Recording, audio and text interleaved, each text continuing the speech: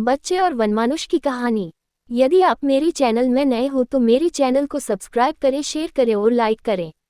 धन्यवाद। एक गांव था जिसमें वनमानुष के बारे में कई किस्से सुनाए जाते थे।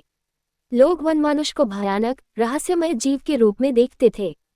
वनमानुष गांव के पास एक घने जंगल में रहता था और कभी कभी उसके बारे में अनोखी घटनाएं सुनाई देती थीं। एक दिन गांव के एक व्यक्ति ने वनमानुष को देखा और उसे पकड़ने का प्रयास किया, परंतु वनमानुष चतुराई से उससे बच गया और जंगल में घुस गया। इसके बाद वनमानुष की चर्चा और भयभीतता गांव के सभी लोगों में और बढ़ गई। एक दिन एक बच्चा गांव के पास खेलते हुए गांव से दूर जंगल में चला गया। उसी समय एक भेड़िए ने बच्चे को देख लिया और उस पर हमला कर दिया। उस समय वनमानुष भी वही था। वनमानुष को बच्चे के रोने की आवाज़ आई।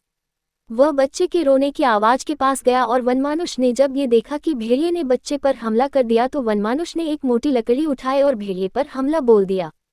वनमानुष के हमले से भेड़िया डर गया और बच्चे को छोड़कर भाग गया। बच्चा वनमानुष को देखकर बहुत खुश हुआ और उसे अपना मित्र बना लिया। वह रोज उसके साथ खेलता और मिलता था। वनमानुष के दिल में उस बच्चे के प्रति एक अलग ही स्नेह और दया आ गई। वनमानुष ने अपने दोस्त बच्चे को कई बातें सिखाई, जैसे धैर्य रखना, प्रकृति के साथ मिलकर रहना और अन्य मूल्यवान सीखें। बच्चा भी अपने वनमानुष मित्र की सभी बातों का ध्यान रखता और उसकी सीखों का पालन करता था। लोगों को जब ये पता चला कि वनमानुष ने बच्चे की जान बचाई है और प्रतिदिन उसके साथ खेलता है, तो इस तरह वनमानुष और बच्चे की दोस्ती गांव में भी चर्चा बन गई। लोगों ने विचार किया कि वनमानुष भी एक आदिवासी मनुष्य की तरह है, जिसका दिल भी दयालुता और प्रेम से भरा होता है। वे अब उसे भयानक नहीं बल्कि प्रेमपूर्वक देखते थे।